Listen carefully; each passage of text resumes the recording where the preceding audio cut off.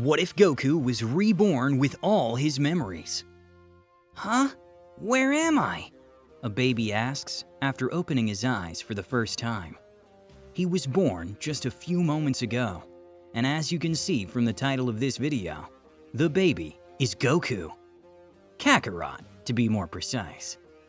He is in the incubator though. There are so many babies here. Just what is this place? What happened? Goku asks himself. He has no idea what's going on. A few hours later, Goku feels a little drowsy and begins to fall asleep inside the incubator. He enters a half-lucid, half-psychotic state of being. Gradually, he also loses touch of that lucidity and completely falls asleep. Goku remains asleep for the next 3 years. When he finally opens his eyes once again, Bardock and Gine are taking him out of the incubator. What's good? Goku talks. Did you just say something? Gine asks Bardock. No, I thought you did, Bardock immediately responds. They both turn their heads and start looking around, just to make sure they weren't followed. A few seconds later, Gine and Bardock breathe a sigh of relief. Well, I guess the paranoia's catching up to us, Bardock says. Yeah, you bet. But you still haven't told me what's about to happen. Why are we in such a rush to send Kakarot to another planet? At least let me spend a little bit of time with him, Gine responds. Wait, no way. Mom? Dad? Goku talks again, and it just completely freaks them out. It takes them a moment to calm down. Their faces brighten up, and tears swell in their eyes. Kakarot, how did you learn how to talk? We just brought you out of your incubator, Gine asks. Goku giggles and laughs like a child.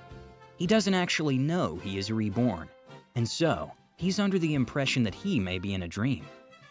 Yes, Goku is reborn with all the memories of his previous life, but it's going to take some time and some events before he figures out what's going on. Now, Bardock and Gine would have loved to share a few more heartfelt moments with their son, but unfortunately, they're running out of time. At night, Bardock steals an attack ball. Is something wrong? Goku asks Gine, after noticing the focused and somewhat stressed expressions on Bardock's face. Your father has had a premonition of death. Frieza seems to be planning something. But don't worry about it, son. I'm sure it's just your father being paranoid, she says, and also adds that they'll definitely come for him soon. Hearing this, Goku realizes that he is about to be sent to Earth, and his parents, along with the rest of planet Vegeta, are all about to be eliminated by Frieza. Goku panics. He asks his parents to come with him, and Gine agrees, but Bardock explains that it's no use.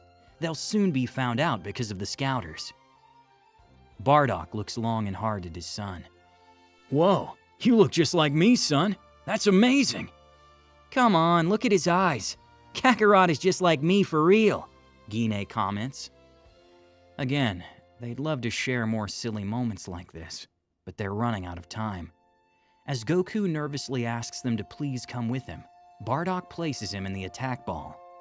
Goku tries to break free, but despite the fact that he knows how to turn into a Super Saiyan and can also Ultra Instinct, Goku's physical body is weak.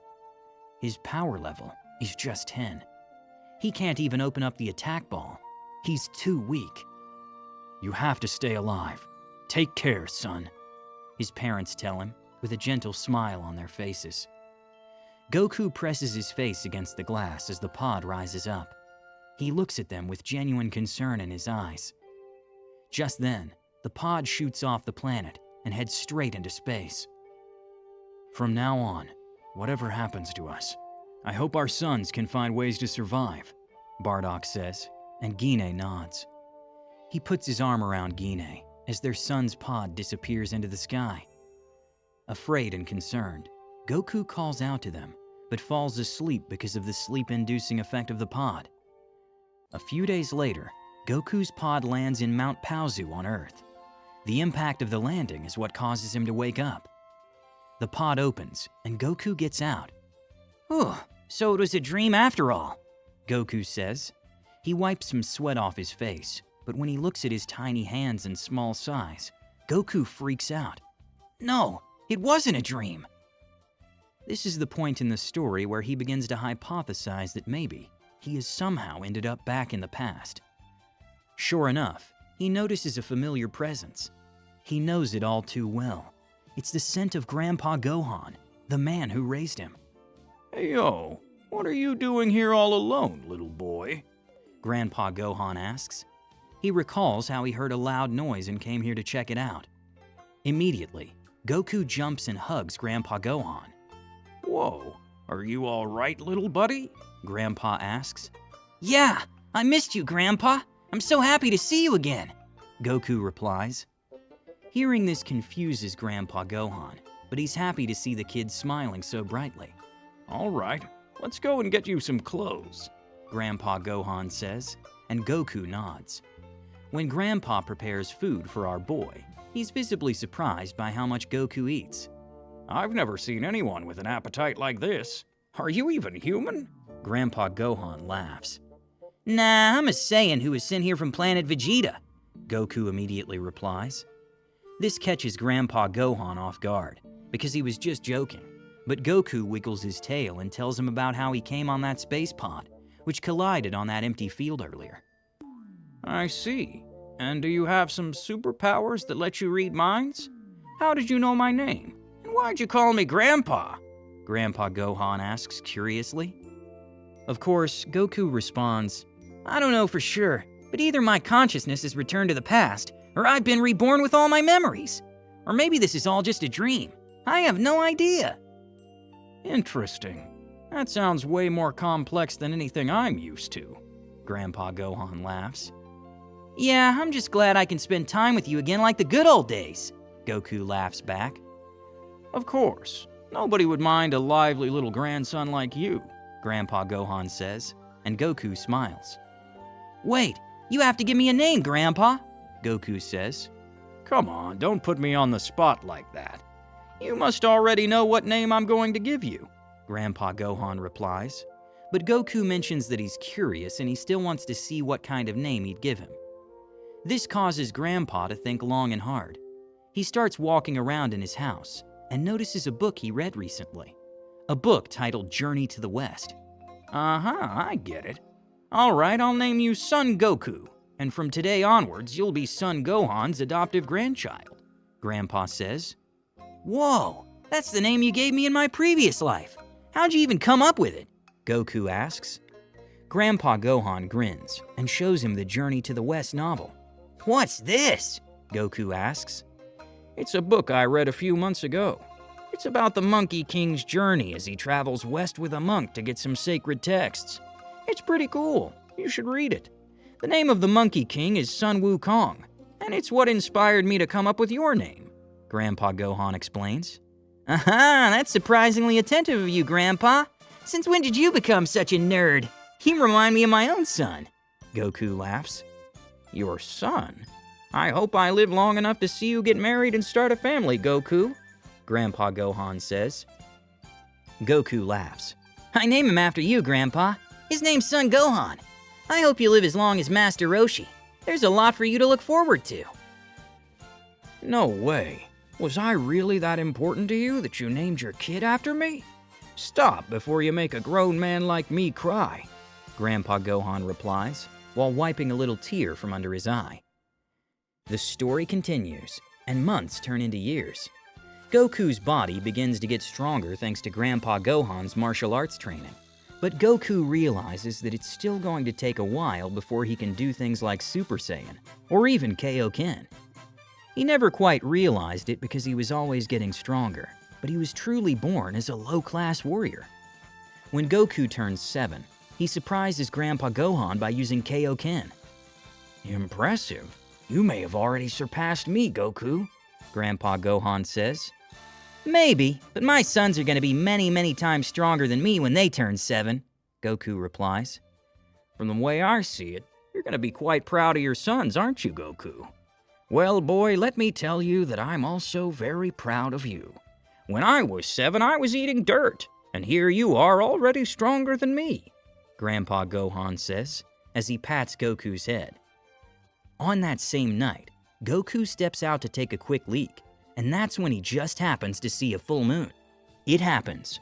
Goku's eyes lock onto the shiny surface of the moon. Suddenly, something stirs within him.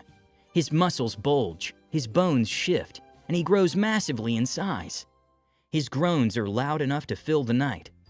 Grandpa Gohan yawns while stepping out to see what's going on. "You all right there, Goku?" he asks nonchalantly. Yes, Grandpa. I got worried there for a second, but it looks like I can control it just fine. Goku's giant ape says, as he gives Grandpa Gohan a thumbs up. "Well, I'm going back to sleep. You're not going to fit inside, so just sleep here in the field. Don't accidentally destroy the house, though. Good night," Grandpa Gohan says. Okay, Grandpa. Good night, Goku replies. Grandpa Gohan goes back to sleep. This is actually the third time Goku is transformed into the giant ape. He wreaked havoc and caused chaos the first time, but he was able to restrain himself long enough for Grandpa Gohan to knock him out with a Kamehameha. The second time was just a few months ago. Goku turned into the giant ape and immediately destroyed the house. But this time he was able to regain his sense of self all by himself. And of course, next is the present, and Goku's control has reached a point where he and his grandpa no longer have to worry about the transformation. Now, I know what you're thinking. Why didn't they just cut his tail, considering how Goku knew about the giant ape? Especially because in the OG story, the one responsible for Grandpa Gohan's death was Goku himself. He transformed into a giant ape, caught Grandpa Gohan off guard, and killed him during his rampage. Well, the answer to that question is pretty simple. Goku wanted to have control of the giant ape transformation because he knew it was possible thanks to his fight with Vegeta. He had also informed Grandpa Gohan about the giant ape transformation beforehand. Years continue to pass, and soon it's Goku's 12th birthday. The two of them have a feast, and Goku comments how he's glad that Grandpa Gohan is still around, still with him. Fast forward to a couple of weeks later, and a certain someone finally arrives. Aha, it's Bulma! Hey there, Bulma! You're here for the Dragon Ball, aren't you? Goku asks. Yeah, that's right, but how did you know? Who are you, a psychic? Bulma asks back. Nah, I'm just an old friend. Come inside, I'll introduce you to my grandpa, Goku says. Bulma's confused, but because Goku mentioned the Dragon Ball, she goes along with him. What a shabby little place, Bulma comments when they reach Goku's home. Grandpa, look, it's a girl! A girl came to our house! Goku says, as the two of them enter the tiny room. Whoa, where'd you find this young lady, Goku? I knew you were planning on getting married, but never knew it'd be this soon, Grandpa Gohan says. Nah, she's just a friend. I'm gonna go and find the Dragon Balls with her, Goku claims. At the same time, Bulma notices the 4-star Dragon Ball in the room. There it is, the Dragon Ball, Bulma points out. Dragon Ball, eh? Fill me in, Goku. What are these Dragon Balls? Grandpa Gohan asks. Ah, yes, I haven't told you about them, right? Actually, there are 7 of these balls scattered all around the world. And if you can collect all of them, you can summon Shenron, who will grant you any wish no matter what, Goku explains. Voila, exactly. Wait, how does a country bumpkin with a tail know about Dragon Balls? Bulma asks. Well, let's just say that I know a few things, Goku laughs. Grandpa Gohan notices the vibrant expression on his face, and he starts packing some stuff. What are you doing, Grandpa? Goku asks. I'm packing some clothes and shoes for you, Goku. If you're going on a journey to the west, you're gonna need a change of clothes or two, Grandpa Gohan says as he winks at Goku. Whoa, hold up. Isn't this progressing way too fast? Bulma asks. And I'm sure you also want someone strong to help you find the Dragon Balls, don't you? Goku says. Yeah, but first, explain how you knew about me and the Dragon Balls, Bulma asks. She is understandably suspicious. Goku knows that it won't be a good idea to tell her that he was reborn because she'll ask him more questions, and the butterfly effect may jeopardize her eventual marriage with Vegeta. Don't worry about it, young lady. This boy is a psychic. He knew you'd come and was excited because I was going to enroll him in a school. But a journey to gather all the Dragon Balls? Now that's a good excuse to not go to school, wouldn't you say? Grandpa Gohan explains. Bulma then looks at Goku, and he gives her a thumbs up. Can't believe I was right about this kid being a psychic, but thank you. A strong friend will definitely make the journey a lot easier. Bulma bows and thanks Grandpa Gohan. She also returns Goku's thumbs up by doing one herself. Take care, but let us have a meal first, Grandpa Gohan says. Later, they have one enormous meal together. Bulma is genuinely shocked by how much Goku eats, and also by how much Grandpa Gohan has cooked for them.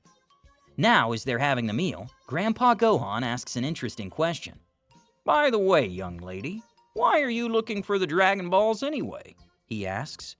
This sends Bulma's head into a loop, because of course, she can't just say that it's because she wants to wish for a handsome boyfriend. But before she could come up with a proper decent answer, Goku speaks. She wants a boyfriend, Grandpa. This girl's a little dumb, I'd say, Goku says. A boyfriend, huh? Wouldn't it be easier to find one in the city than to go around the world looking for Dragon Balls? Well, I never understood girls anyway, so whatever, Grandpa Gohan says. Bulma's face turns red from embarrassment. What? No way! I just wanted to go on an adventure, and I thought it'd be cool to go after the Dragon Balls. I mean, I wouldn't mind if Goku himself uses the Dragon Balls to wish for something else, Bulma says. She just came up with something clever to tune down a little bit of the embarrassment. Wait, really? Can I use them to restore my home planet? Goku asks immediately. Your home planet? What do you mean? Bulma asks. It was just a joke. Goku starts laughing. Later, they bid farewell to Grandpa Gohan and set out on their journey. From here on out, it's mostly like the OG Dragon Ball story. They meet Master Roshi, get the Flying Nimbus, meet Oolong, then Yamcha and Puar, Chi-Chi and Ox King, and finally, after a brief confrontation with Pilaf's gang, they gather all the Dragon Balls. This is where Goku reminds Bulma that she was going to let him have the wish. She tries to backtrack, but Goku immediately points out that she was going to ask for a boyfriend, and Yamcha's wish was to overcome his fear of women. Why don't the two of you date each other? Goku says it as it is. In response, Yamcha and Bulma look at each other and realize that Goku has made a very good point. Meanwhile, Goku summons Shenron, but when Shenron asks them to make a wish, Goku jumps and whispers it in Shenron's ear, instead of saying it out loud. He asks Shenron to restore planet Vegeta and its inhabitants to how they were before Frieza destroyed the planet. Shenron grants the wish, and the Dragon Balls dissipate. When Yamcha, Bulma, Oolong, and Puar ask him about what he wished, Goku smiles. It's a secret, he says. And there you go. This was my take on what if Goku was reborn with all of his memories. The next part will have Bardock and Gine coming to Earth to see their son Kakarot, as per their promise. Now, I'm sure you guys must have a lot to add to this story. Feel free to go wild in the comments section. Let us continue the conversation down below. As always, a like and subscribe will be much appreciated. And don't forget to hit the bell icon to stay updated. I'd also recommend checking out our other what if scenarios. The channel's still in the beginning, but there's a lot of content for you to enjoy. Well then, with that said, I'll see y'all on my next video.